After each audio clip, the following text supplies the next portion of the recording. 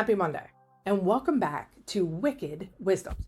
Now, today we're peeling back the curtain, quite literally, because it's time to talk about the wizard. Now, before we jump into the wizard, a quick note. If you haven't seen Wicked for Good, you may want to skip this one, but definitely come back. Okay, so let's talk about the wizard. The man behind the myth, the system behind the smile. And when we think about the wizard, here are some facts. The wizard is not from Oz.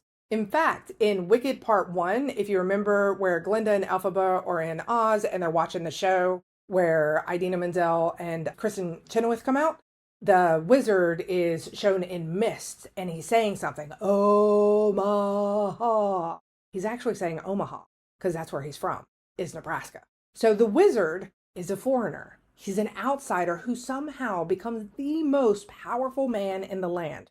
And the wild part about this is he doesn't do it with magic. He doesn't do it with merit. He doesn't do it with vision. He does it with one thing only, and that's charm. He's charismatic. He's polished. He tells people what they want to hear. And in a world, much like ours, where perception is power, that's enough. Now enter Elphaba. Elphaba sees through this instantly. She sees the machine behind the curtain, the engineering.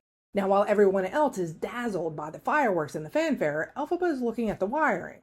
She wants to understand what's happening, because the wizard doesn't cast spells, he engineers illusions. He literally replaces magic with machinery. And the people don't care because it feels powerful. And this is the danger. In leadership psychology, this is known as surface level competence, where confidence is mistaken for capability. You may have worked for one of those leaders before where they were super charismatic, but they had no idea what they were doing. Research shows that we're more likely to trust people who speak with conviction, even if they have no idea what they're talking about. It's called the confidence heuristic. The louder, smoother, shinier someone is, the more confident we believe they are, until it falls apart.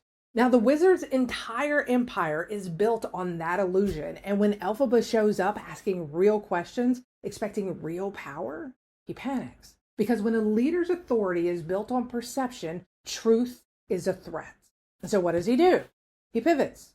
He reframes. He pulls in his PR, Madame Morrible, who we're going to be talking about next week, and he says, the best way to bring people together is to give them a common enemy.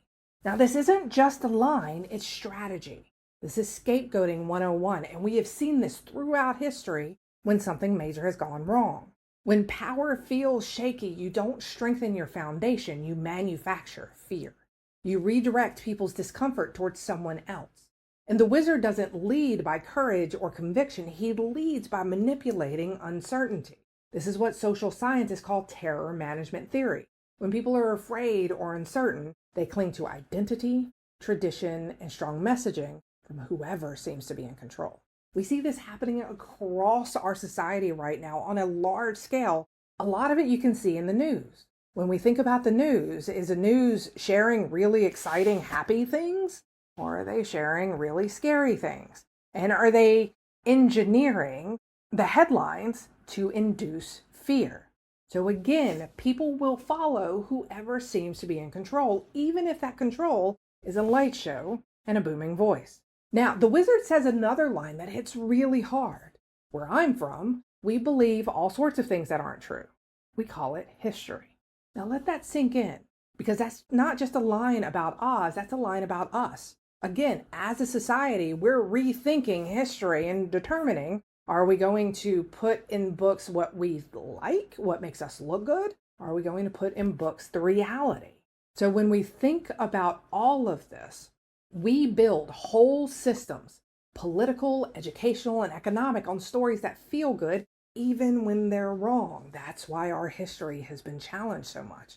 And those that are challenging those stories, they get labeled, they get punished, they get called wicked. Now, Elphaba threatens the wizard not because she's dangerous, but because she's right. She demands substance over style, and she demands truth over theater. And the wizard cannot survive that. So he does what weak leaders do. He paints her as a problem. Not because she is, but because she's inconvenient. So here's a leadership mirror that I want you to look into. Have you ever found yourself favoring the confident over the competent? rewarding charm over challenge, or creating unity by inventing an enemy. A common way that leaders do this is, well, I don't agree with this either, but it's coming down from corporate. What can we do? Now, if you have done that, you're not alone. But here's your reminder. The wizard got the throne, but Elphaba got the truth. All right, that's it for this episode of Wicked Wisdoms. Next week, I'm really excited. We're going to explore Madame Morrible and what happens when someone uses language, media, and positioning to build a system of control from the inside. Until then, don't forget, real power doesn't need a curtain. And you've got this.